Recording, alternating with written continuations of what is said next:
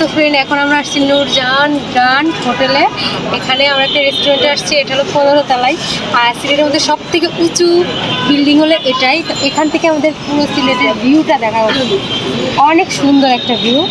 দেখুন পুরো সিলেট শহরে আসলে অনেক সুন্দর লাগছে দেখতে, তাই না ভাইয়া? খুব সুন্দর স্যার। এখানে একটা সুইমিং পুল আছে, খুব সুন্দর।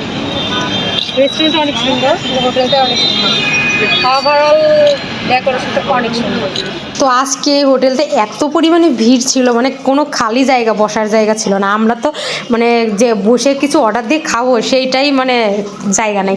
তো ভাবলাম যে এতক্ষণ এখানে লেট না করে তাহলে আমরা খাবারটা অর্ডার দিয়ে একটু ঘোরাঘুরি করি।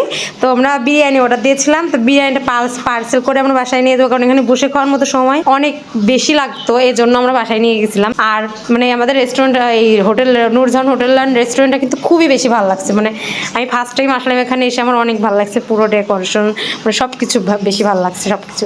খাবার দাবার মোটামুটি বেশ ভালোই ছিল। তো আমরা এখন আসছি একটু গ্রিল খেতে।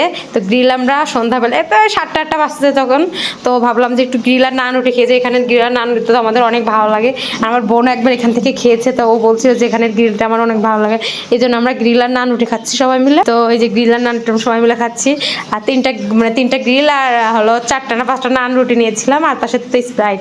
আর সার্থককে নিয়ে তো খাওয়া খুবই কষ্টকর হয়েছে, তারপরে তো খেতে হবে, কিছু করার নেই। ওকে ওই যে একটু রুটি দিয়েছি, রুটিও খাচ্ছে, আর আমরা এইদিকে সবাই মিলে গ্রিল আর নান রুটি আর স্প্রাইট খাচ্ছি। আর বোনের সাথে ঘোরাঘুরি করতে খুব ভালো লাগে। বাবার বাড়ি থেকে যে কেউ আসুক না কেন, সবার সাথে ঘুরতে ভালো লাগে। আর বোনের সাথে একটু বেশি ভালো লাগে, কারণ ভাই বোনদের যে সম্পর্ক তো একটু অন্যরকম, এই জন্য আরও বেশি ভালো লাগে। সার্থককে দেখুন, সার্থক কি করে, সার্থক চামচ দিয়ে খেতে চাই।